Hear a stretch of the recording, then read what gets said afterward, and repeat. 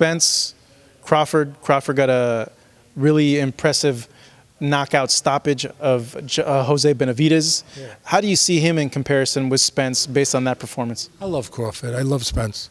Two of my favorite guys. I love them both. They behave well in the ring and outside the ring. And they're champions inside the ring and they're champions outside the ring. I like them. I really care a lot about both of them. If you put a gun to my head, say that, just maybe Spence too young, too big, too strong, and I don't say that recklessly. I got to be careful saying about Crawford because Crawford's a special guy. He's a special guy. So with his science, with his instincts, with his power that he's carried, that he's moved up, even though, he looks, a little light in the backside, as they might say in football, he makes up for it in a lot of ways. You can't count him out. But again, put a gun to my head, I'm just going to say that, you're looking at Spence as a really big welterweight, with a guy who did move up, that, is relentless, always on top of you.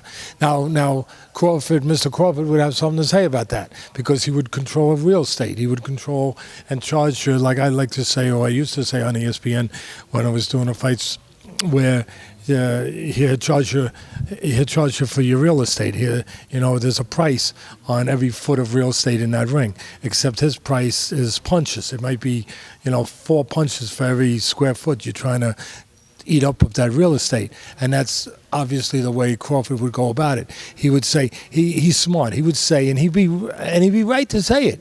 He would say, "Oh, Teddy, you're pointing out the advantages of Spence, bigger, a little younger, relentless guy, always going to the body, to a thin body of Crawford. But how about talking about my strengths, the things he'd have to deal with?" And you know what? Crawford would be absolutely right. And those things, we will talk about them. Those things would be that Crawford would use his range. He would stay on the outside. He looked to, again, charge him real estate, charge him for the real estate that he's trying to make him pay a price to come forward and make it very difficult to come forward. Take advantage of that aggression. Make him pay for that aggression. So, yeah, be very interesting. There's a lot of interesting guys there. I mean, Thurman, it's hard to get a handle on him because, he's not active. But to me, he's still, the way he was one of the most athletic guys in the business. His movement. I mean, just most athletic guy, maybe the most athletic guy in the business. And loved him. I mean, and good intellect. I mean, good mix of everything. But, he hasn't been around, but that welterweight division is very interesting. It's loaded with a lot of talent. And you would just like to see the big difference from that in the 80s. I almost compare it to the 80s. The 80s was better, let's face it. I mean, where you're going to get too many errors that have Sugar Ray Leonard, Tommy Hearns, Roberto Duran, Pernell Whitaker moved up, Pryor, Wilfred Benitez. Oh, my God, I just mentioned... I mean, Guay was smaller than that. But, I mean, where are you going to get those guys who welterweight? And there's one other thing. They fought each other. See, that's the problem right now with the promotion differences, that how we're going to get those guys in the ring.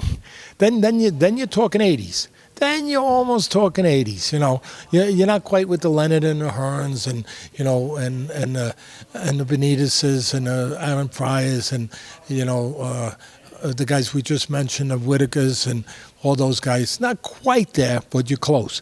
If they fight each other. It'd be good. That's a big if. But it's not going to happen. It's not going to happen because of the way the sport is,